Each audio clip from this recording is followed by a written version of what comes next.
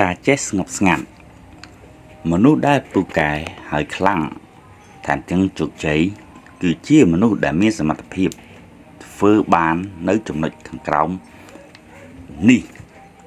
1ការចេះស្ងប់ស្ងាត់ភាពស្ងប់ស្ងាត់អាចបន្សត់អារម្មណ៍អាចបង្កើតប្រាជ្ញាអាចថែរក្សាចិត្តអាចស្ងប់ស្ងាត់មើលទៅដូចជាគ្មានប្រយោជន៍តែវាមានថាមពលដ៏អស្ចារ្យធ្វើជាមនុស្សត្រូវចេះធ្វើចិត្តឲ្យស្ងប់មិនថាជួបរឿងអ្វីត្រូវធ្វើចិត្តឲ្យស្ងប់សិនរួចសុំដោះស្រាយជាក្រោយទឹកស្ងប់អាចឆ្លោះមើលអ្វីបានចិត្តស្ងប់អាចមើលឃើញចិត្តខ្លួនឯងនៅពេលចិត្តស្ងប់ទើបអាចមើលឃើញពីការពិតយល់ពីខ្លួនឯងស្គាល់អ្នកដទៃ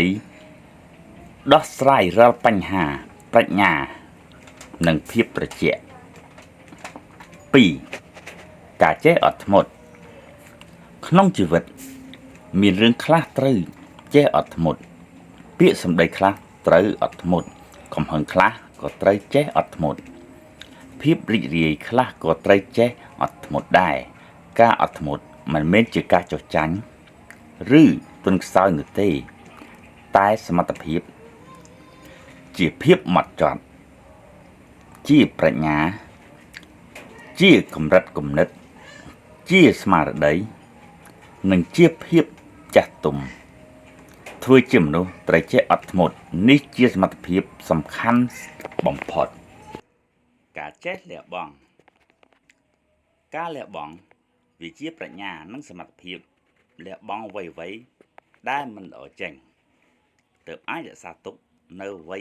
ដែលល្អបានលះបង់ការចងគំនុំក្នុងចិត្តទើបអាចរស់នៅបានដោយស្រួលជីវិតត្រូវការភាពស្រឡះការរស់នៅត្រូវការលះបង់នៅពេលស្រឡះជីវិតនឹងកាន់តែស្រស់ថ្លាក្រោយពេលលះបង់ជីវិតនឹងកាន់តែសាមញ្ញក្នុងការធ្វើជាមនុស្សត្រូវចេះលះបង់បានហើយទើបអាចទទួលបានច្រើនថែមទៀតមកវិញការចេះទម្លាក់ចោលរឿងពិបាកបំផុតក្នុងជីវិតគឺការចេះទម្លាក់ចោលការរៀនចេះទម្លាក់ចោលគឺជាការអប់រំមួយជីវិតការទម្លាក់ចោលការចងគំនុំទម្លាក់ចោលការឈឺចាប់ក្នុងជីវិតទម្លាក់ចោលនៅអ្វីគួរទម្លាក់ចោលអ្នកមិនអាចដើរទៅមុខដោយស្រាលស្វែងរកសុភមង្គលនិងអោបកសោបយកភាពរីករាយស្រស់ស្រាយសប្បាយក្នុងចិត្តមកវិញទាំងអស់ការចេះឈានទៅមុខក្នុងជីវិតមានតែការខិតខំប្រឹងប្រែងមិនឈប់មិនឈរឈានទៅមុខមិនថយមិនអាចជួបប្រទះខ្លួនឯងកាន់តែល្អរស់នៅក្នុងជីវិត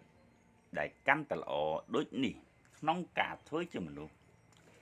ត្រូវមានសមត្ថភាពឈានទៅមុខត្រូវចេះលើកទឹកចិត្តខ្លួនឯងជំរុញខ្លួនឯងធ្វើឲ្យខ្លួនឯងពោពេញដោយថាមពលពោពេញដោយភាពក្លាហានពោពេញដោយចិត្តរំភើបពោពេញដោយអារម្មណ៍ស្រស់ស្រាយនិងមានគំនិតដ៏ល្អសម្រាប់ធ្វើអ្វីទៅថ្ងៃមុខបន្តទៀត